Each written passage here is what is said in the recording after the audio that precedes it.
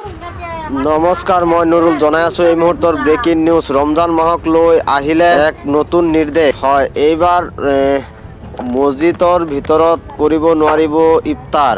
হয়, এইবাৰ যি নিৰ্দেশ আপোনাৰ প্ৰদান কৰা হৈছে সেই নিৰ্দেশ মৰ্মে আপোনালোকে মানিব লাগিব। আপোনালোকে কিছু নিয়ম নীতি, সেই নিয়ম নীতি অনুসাৰে আপোনালোকে ৰোজা ৰাখিব লাগিব, অথবা আপোনালোকে ৰমজান মাহৰ যি ৰোজা আছে সেই ৰোজা পালন কৰিব লাগিব। জনাই আছোঁ এই মুহূৰ্তৰ বিগ ব্ৰেকিং নিউজ। মুছলমান লোকসকলৰ বাবে যিসকলে ৰোজা ৰাখিম বুলি ভাবিছে অথবা যুগ যুগ ধৰি ৰোজা ৰাখি আহিছে, তেওঁলোকৰ বাবে এটা ডাঙৰ খবৰ। এই নিয়ম আৰবৰ পৰা হেৰি কৰা হৈছে, আইন জাৰি কৰা হৈছে। যিহেতু আপোনালোকে মছজিদৰ ভিতৰত ইফতাৰ ল'ব নোৱাৰিব আৰু আজানৰ 10 মিনিট আগত, ইফতাৰৰ 10 মিনিট পিছতে আপোনালোকে নামাজ আদায় কৰিব লাগিব। আৰু মছজিদৰ ভিতৰত কোনো ধৰণৰ খাদ্য সামগ্ৰী পেলাব নোৱাৰিব, অথবা মছজিদৰ ভিতৰত বহি পিনি আপোনালোকে ইফতাৰ গ্ৰহণ কৰিব নোৱাৰিব। ইফতাৰ যদি আপোনালোকে ইফতাৰ কৰে, তেনেহ'লে মছজিদৰ ভিতৰত বহুত খাদ্য সামগ্ৰী পৰি থাকে। সেইবাবে মছজিদ আপোনালোকৰ লেতেৰা হয়। সেইকাৰণে আপোনালোকৰ এই আইন জাৰি কৰা হৈছে। এই আইন আৰবৰ পৰা আপোনাৰ জাৰি কৰা হৈছে। জনাই আছোঁ এই মুহূৰ্তৰ বিগ ব্ৰেকিং নিউজ। যিহেতু মছজিদৰ ভিতৰত ইফতাৰ গ্ৰহণ কৰিলে আপোনালোকৰ মছজিদৰ পৰিৱেশটো নষ্ট হয়। সেইবাবে এইবাৰ আপোনালোকৰ এক ডাঙৰ খবৰ বুলি ক'ব পাৰে। যিহেতু আপোনালোকে মছজিদৰ ভিতৰত ইফতাৰ ল'ব নোৱাৰিব আৰু কিছু নিয়ম আপোনালোকে নিয়ম নীতি মানি চলিব লাগিব।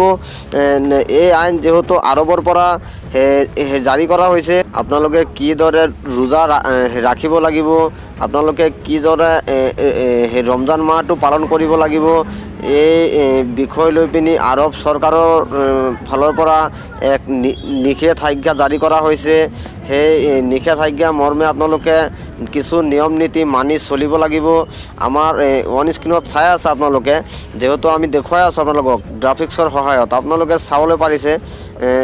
যিহেতু আপোনালোকে মছজিদক পৰিষ্কাৰ কৰি ৰখাৰ এই সিদ্ধান্ত সৌদি চৰকাৰৰ, সেয়েহে আপোনালোকক এই ভিডিঅ'ৰ মাধ্যমেৰে সম্পূৰ্ণ তথ্যখিনি জনাই দিয়াৰ চেষ্টা কৰিছোঁ। আপোনালোকক অনুৰোধ জনাইছোঁ যে আপোনালোকে এই ভিডিঅ'টো প্ৰথমৰ পৰা শেষলৈকে সম্পূৰ্ণ ভিডিঅ'টো চাই আপোনালোকে বুজিবলৈ পাৰিব।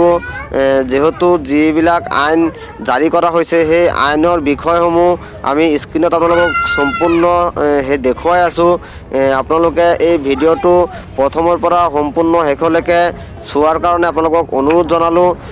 যদি আমাৰ এই ভিডিঅ'টো চাই পিনি আপোনালোকৰ বিষয় কিবা লৈ পিনি সহায় হৈছে, তেনেহ'লে আমাৰ এই ভিডিঅ'টো আপোনালোকে এটা লাইক কৰি দিব, আপোনালোকৰ বন্ধু বান্ধৱৰ লগত আমাৰ ভিডিঅ'টো শ্বেয়াৰ কৰি দিব।